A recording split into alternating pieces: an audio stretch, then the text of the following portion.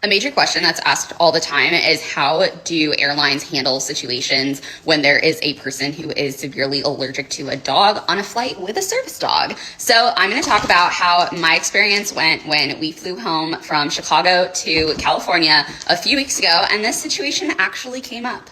Once we get to our gate, I always like to go up to the airline's desk just to make sure that everything is good for the flight and to also check that there will be enough space on the plane that we can have the bulkhead seat. So my service dog has enough room to lay down because he is pretty large. It would be kind of hard to fit into a just normal seat anywhere else on the plane. They were actually glad that I stopped by the desk because they did need to talk to me, because on this flight, there was actually the situation of a child who is severely allergic to dogs flying on this plane. And not only that, but there was going to be another service dog flying with us too.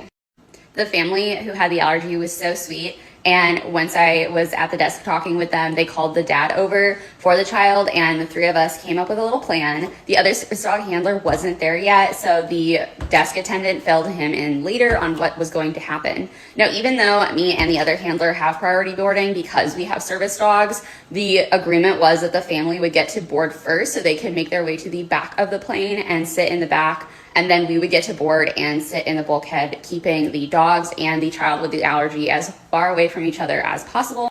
And if you're wondering why they got to board first, it's because if we sat down in bulkhead, the child would have to pass our dogs, which would kind of contaminate the plan. So more than happily, we let the child and his family board first. They were also pointed out to where they were sitting in the gate, and I made sure that we took a wide path between the child and where we were walking, just to ensure that he never came in any possible contact with us. So there's an actual plan in place in case this comes up, but I just wanted to say thank you so much to Southwest for handling this situation so professionally and making it feel like it really wasn't a big deal. This is what we were going to do and make everyone happy. The family was also great too.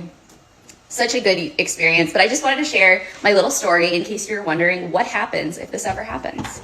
Obviously, this might be a case-by-case basis. Someone who can't even be in the plane with a service dog might have to have different accommodations, but even though the child was severely allergic to dogs, this plan worked out perfectly for everyone. So I'm really happy that it did work out, and I hope this helps answer any questions you might have.